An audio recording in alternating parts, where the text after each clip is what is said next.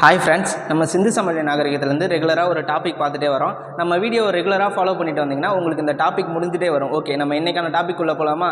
இன்றைக்கான டாபிக் என்னதுன்னா ஹரப்பா மக்களின் தொழில்கள். ஓகே, டாபிக் பார்க்கலாமா? அப்போ பெண் சிலை. ஃபஸ்ட்டு பெண் சிலை வந்து நடனமாது சிலை கண்டுபிடிச்சாங்க இல்லையா? அது வந்து எந்த தொழில்நுட்பத்தால் ஆனது? லாட்சோக்ஸ் என்ற தொழில்நுட்பத்தால் ஆனது. இந்த தொழில்நுட்பம் என்னன்னா மெழுகு அச்சில் உலோகத்தை உருக்கி செய்கிற தொழில்முறை தான் இந்த லாட்சோக்ஸ் தொழில்முறை. அடுத்த பாயிண்ட், பயிரிடும் முறை. அவங்க பயிரிடும் முறை வந்து இரட்டை சாகுபடி முறையை பயன்படுத்தினாங்க. அதுலேயும் குறிப்பாக கோதுமை மற்றும் பார்லி தானியங்களை பயன்படுத்தியிருக்காங்க. அடுத்தது மண்பாண்டங்கள். அவங்க மண்பாண்டங்கள் தயாரித்தாங்க இல்லையா? அதில் வந்து சிவப்பு நிற வண்ணம் மற்றும் அதில் கருப்பு நிற ஓவியங்கள் பூசப்பட்டு அழகுபடுத்தினாங்க. அடுத்தது எடை அளவீடுகள். எடை அளவீடுகள் நம்ம வந்து என்னன்னு பார்த்தோம்? இரும அளவீடுகள் முறை பயன்படுத்துகிறாங்கன்னு பார்த்தோமா?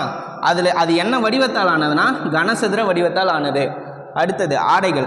அவங்க வந்து பெரும்பாலான எந்த ஆடைகள்லாம் பயன்படுத்தினாங்கன்னா பருத்தி மற்றும் பட்டாலான ஆடைகளை பயன்படுத்தியிருக்காங்க.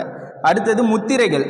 முத்திரைகள் எந்த உலோகத்தால் ஆனதுன்னா நுரைக்கல், செம்பு மற்றும் சுடுமண் தந்தத்தாலான உலோகங்களை பயன்படுத்தியிருக்காங்க.